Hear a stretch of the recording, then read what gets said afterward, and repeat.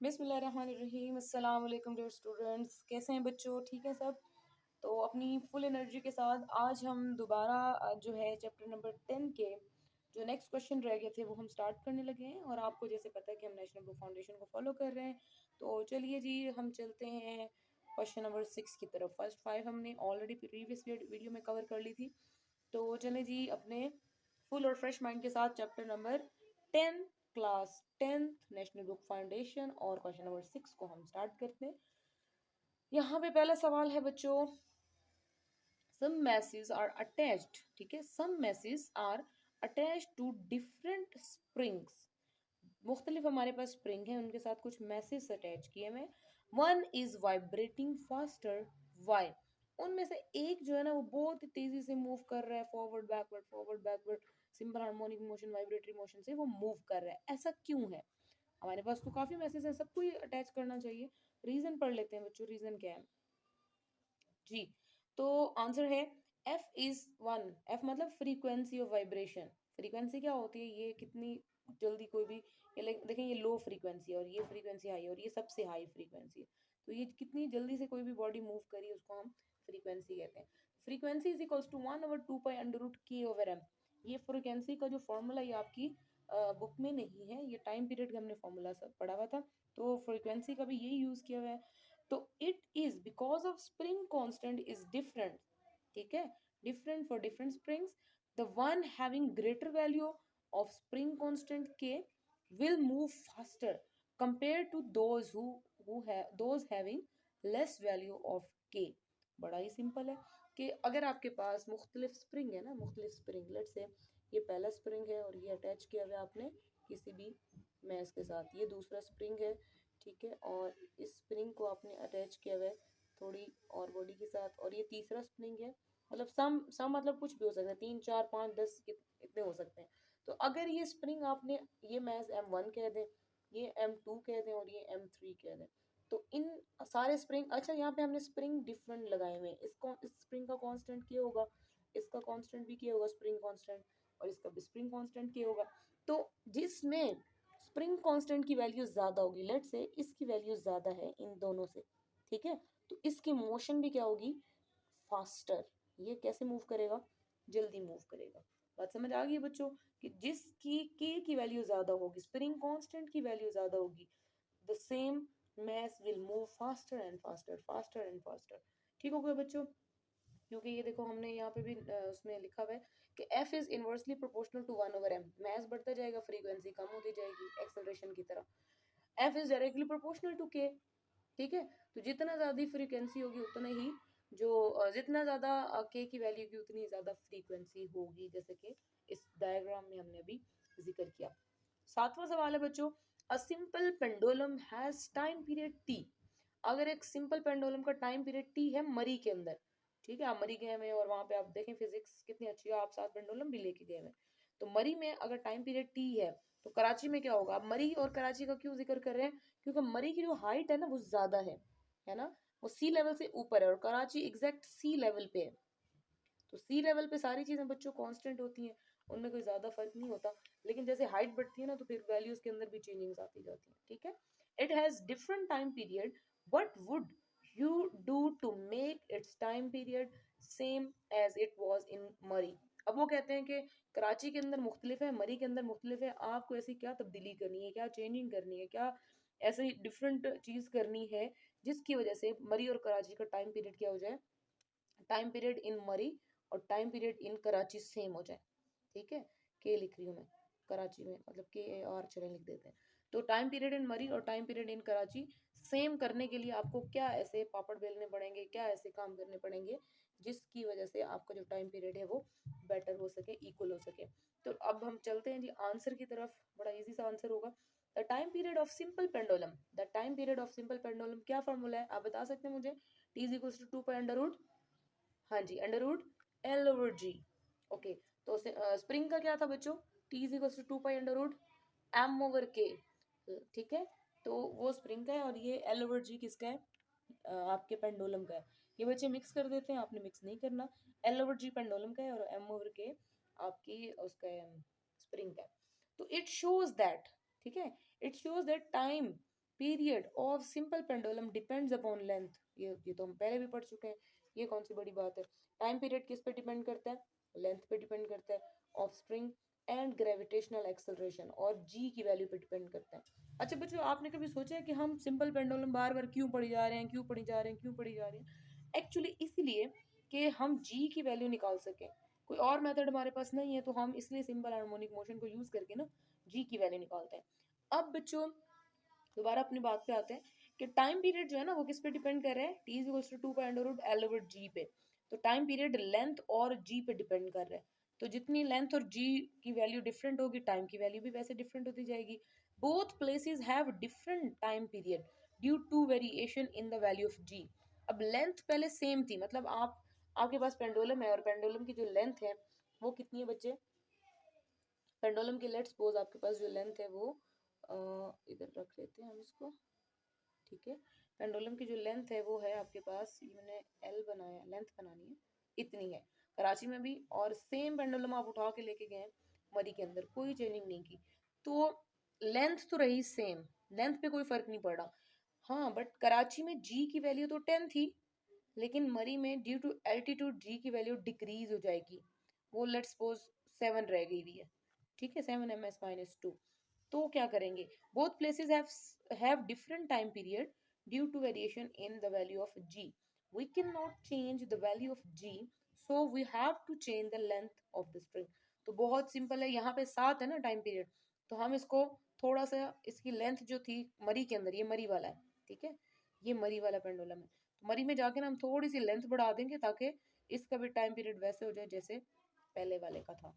इसका मतलब है जितनी हाइट पे आप जाते जाओगे ना उतनी आपको लेंथ बढ़ानी पड़ेगी, अगर आप टाइम पीरियड सेम रखना चाहते हो कराची के अकॉर्डिंग, ठीक है। चाहे इस्लामाबाद में आ जाओ, चाहे आप मरी में आ जाओ, चाहे गिलगित चले जाओ या कहीं और, ठीक है। तो आपको लेंथ के अंदर वेरिएशन लानी होगी, जैसी लेंथ चेंज होगी तो टाइम पीरियड कराची वाले टाइम पीरियड के इक्वल हो जाएगा, ठीक है।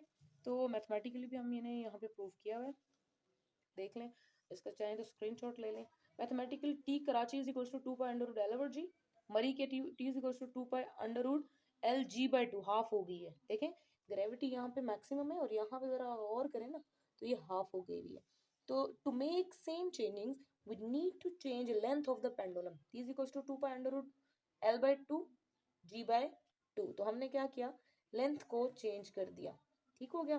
तो ओके अच्छा, लेंथ को सॉरी बच्चों हाफ करना है, लेंथ को डबल नहीं करना, मैंने यहाँ पे गलत कर दिया, लेंथ को आपने क्या करना है, हाफ करना है, कम करना है, ताकि वो टाइम पीरियड ज़्यादा होगा ना, अगर लेंथ को कम करेंगे, लेंथ बढ़ाएंगे तो टाइम पीरियड भी क्या हो जाएगा, उसी तरह चेंज हो जाएगा। तो हमने क्या किया, T Murree T is equals to 2 pi L under root L over L by 2 G by 2।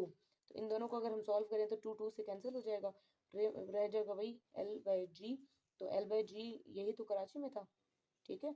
तो ये सेम हो गया कराची। तो आपने याद रखना है कि लेंथ को कम करते जाना है, कराची में लेंथ ज़्यादा थी और जैसे जैसे हम ऊपर जाएंगे क्योंकि जी की वैल्यू कम होगी ना, तो लेंथ की वैल्यू भी ऐसा ऐसा हम रिड्यूस करते जाएंगे, ठीक हो गया बच्चों। अब चलते हैं अगले सवाल की तरफ, ये कौन सा क्वेश्चन था, 7, यस 7 हमारा हो गया। अब हम क्वेश्चन नंबर नेक्स्ट की तरफ आते हैं, 8। तो क्वेश्चन नंबर 8 में देखें, what will happen to the frequency of waves in a ripple tank. अच्छा रिपल टैंक आपने ले लिया, रिपल टैंक क्या होता है, कैसे बनाते हैं, किस लिए इस्तेमाल होता है, वाटर वेव्स को जो है उसकी प्रॉपर्टीज फाइंड आउट करने के लिए हम रिपल टैंक को यूज करते हैं। If time period of electrical vibrator is decreases, मतलब अगर वो वाइब्रेटर जो आपने रखा हुआ है वाइब्रेशन उसकी कम हो जाए, what will happen to the wave speed, तो वेव की स्पीड पे क्या असर होगा। मतलब आपके पास है रिपल टैंक, ठीक है, ये आपके पास कौन है, रिपल टैंक। तो रिपल टैंक के अंदर आपने ये सारे उसके इसको 1 मीटर जमीन से ऊपर रखा हुआ है और इसके अंदर एक वाइब्रेटर सेट किया हुआ है। वाइब्रेटर का क्या काम करता है, ये वाइब्रेटर वाइब्रेट करता है, तो यहाँ पे वेव्स प्रोड्यूस होती हैं। वो कहता है अगर इस वाइब्रेटर की जो स्पीड है, ठीक है, वाइब्रेटर की जो स्पीड है वो लेस हो जाए, कम हो जाए, तो इन वेव्स की स्पीड पे क्या असर पड़ेगा, ये हमें फाइंड आउट करना है। वेव की स्पीड पे क्या असर पड़ेगा ये हमें फाइंड आउट करना है। तो देखते हैं जी, as we know that as we know that time period is the reciprocal of the frequency, ठीक है, t is inversely proportional to f और t is equals to 1 over f। यहाँ पे k कांस्टेंट होगा और कांस्टेंट की value 1 put की हुई है तो इसलिए इक्वल लगा हुआ है। if the time period of electrical vibrator is decreased, अगर वाइब्रेटर का टाइम पीरियड कम होता है then the frequency will increase. ठीक है, टाइम पीरियड कम होगा क्योंकि ये तो रेसिप्रोकल है एक दूसरे के। अगर टाइम पीरियड कम होगा तो स्पीड की जो वेव है वो बढ़ती जाएगी। ठीक है, याद रखें यहाँ पे वाइब्रेटर की जो वाइब्रेशन है जैसे ही वो स्लो होगी ना तो ये स्पीड क्या हो जाएगी, इंक्रीज। ये लेस हुआ तो ये मैक्स हो जाएगा, मतलब ये मिनिमम है। अगर वाइब्रेटर की स्पीड स्लो हो गई है तो वेव्स की जो स्पीड है ना, वेव्स की, वो क्या हो जाएगी, इंक्रीज हो जाएगी। क्यों? क्योंकि v is proportional to f। सही होगा। तो if the frequency increase the speed of the wave will also increase because frequency is directly proportional to the speed of the wave. ठीक है बच्चों, तो अगले सवाल की तरफ चलते हैं, ये होपफुली आपको समझ आ गया होगा। जी बच्चों, तो क्वेश्चन नंबर 9 पे हम लोग आ गए हैं फाइनली। और why do water wave refract, refraction का पता है ना बच्चों कि एक मीडियम से दूसरे मीडियम की तरफ जाना और उसकी स्पीड चेंज हो जाती है। जब भी कोई वेव एक मीडियम से दूसरे मीडियम में जा रही हो, उसकी स्पीड का किसी एंगल से चेंज होना, उसके पाथ का चेंज होना रिफ्रैक्शन कहलाता है। तो the boundary of the shallow water and deep water in the ripple tank experiment. ठीक है, तो why do water waves refract, मतलब क्यों रिफ्रैक्ट करती हैं, उसकी रीजन हमने बतानी है। वाटर वेव रिफ्रैक्ट, ठीक है, वाटर वेव क्या करती है, रिफ्रैक्ट होती है। रिफ्रैक्शन को आप चेंज इन डायरेक्शन भी बोल सकते हैं। Water waves refract at the boundary of shallow water and deep water because of different speed in deep and shallow water. तो ये जो रिफ्रैक्शन है वो किस वजह से होती है, डिफरेंट स्पीड की वजह से होती है, डीप और शैलो। डीप का मतलब क्या होता है, गहरा, और शैलो का मतलब होता है कम गहरा पानी। ठीक है, कम गहरा। तो जैसे कि हम पहले भी एग्जांपल लेते हैं ना हम, कि ये एक आपके पास कोई भी ग्लास प्रिज्म है या ग्लास का कोई भी बना हुआ मटेरियल है, ग्लास स्लैब आप इसको ले लें, और यहाँ से लाइट एंटर हो रही है इसमें। तो लाइट यहाँ पे जब जिस नॉर्मल पॉइंट पे जैसे ही एंटर होती है तो वो थोड़ा सा अपना रास्ता बदल लेती है ना। तो इस रास्ते बदलने को बच्चों क्या बोलते हैं, रिफ्रैक्शन। क्या बोलते हैं, रिफ्रैक्शन। ठीक है, तो इसी तरह ये होता क्यों है, एक्चुअली रिफ्रैक्शन होती क्यों है, क्योंकि हवा के अंदर जो लाइट है ना, लाइट वेव, उसकी स्पीड ज्यादा होती है। ठीक है, स्पीड हवा के अंदर यानी कि एयर के अंदर मैक्सिमम होती है। जब वो डेंसर मीडियम में जाती है ना, ग्लास तो भारी मीडियम है, तो उसकी स्पीड स्लो हो जाती है। तो यहाँ पे भी यही बता रहे हैं, अगर वाटर वेव की बात करें तो वाटर वेव भी डीप और शैलो वाटर में वाटर वेव की स्पीड कम होती है। अब स्पीड का formula v is equal to F lambda है। क्या है बच्चों, v is equal to F lambda when water waves enter from deep to shallow water. जब वाटर वेव एंटर होती है ना डीप से शैलो वाटर में, their wavelength decreases so speed also decreases than water wave। तो क्या होता है, ये बच्चों याद रखने वाली बात है, जब वाटर वेव किसी भी डीप वाटर में एंटर होती है तो उसकी क्या इंक्रीज हो जाती है, वेवलेंथ डिक्रीज हो जाती है। क्या डिक्रीज हो जाती है, वेवलेंथ डिक्रीज हो जाती है। So speed also decreases then water wave refract. तो याद रखें, जब डीप वाटर में जाएंगे तो स्पीड क्या हो जाएगी, डिक्रीज हो जाएगी, और अगर शैलो वाटर में रहोगे तो स्पीड क्या होगी, इंक्रीज होगी। तो ये difference in speed in deep and shallow water, तो वो जो वेव है ना, वेव वो रिफ्रेक्ट करती है। ठीक है, समझ आ गया। चलें जी, लास्ट क्वेश्चन है हमारा, क्वेश्चन नंबर 10, उसकी तरफ आते हैं। तो ये आ गया हमारा क्वेश्चन नंबर 10, और इसको ये थोड़ा सा बेंड हो गया, सीधा कर लेते हैं इसको। हाँ जी, तो under what condition are the waves diffracted the most, किस कंडीशन में जो वेव्स हैं वो ज़्यादा डिफ्रैक्ट होती हैं। हमने यहाँ पे क्या बनाया है, डिफ्रैक्शन बच्चों, रिफ्रैक्शन, रिफ्लेक्शन और डिफ्रैक्शन, तीन फेनोमेना हमने रिपल टैंक से पढ़े। तो डिफ्रैक्शन ये होता है ना, बेंडिंग अराउंड सम एजेस और सम ऑब्स्टिकल। ठीक है, डिफ्रैक्शन होती है। अगर तो स्लिट, ये आपके पास दो स्लिट्स हैं और इनके दरम्यान जो गैप है, ठीक है, तो ये गैप कम है और यहाँ पे जो गैप है वो ज़्यादा है। तो याद रखें, जब गैप कम होगा तो इस तरह की वेव प्रोड्यूस होगी, और जब गैप ज़्यादा होगा तो इस तरह की डिफ्रैक्शन होगी। तो when the opening between two slits is less, ये इसकी बात कर रहे हैं। जब ये ओपनिंग दो स्लिट्स, इसको स्लिट्स भी बोलते हैं, ये जो मैंने डार्क लगाया हुआ है ना, इनको हम स्लिट्स भी बोलते हैं, इन हर्डल्स को, is less than the diffraction of waves will be most. अब यहाँ पे देखो डिफ्रैक्शन ज़्यादा है और जैसे जैसे वो साइज बड़ा होता जा रहा है ना, तो वो बेंडिंग भी कम होती जा रही है, ठीक है।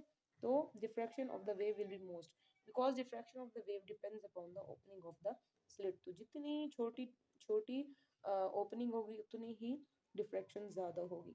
तो चलें बच्चों, आज का जो हमारा चैप्टर है वो यहाँ पे ख़त्म हुआ।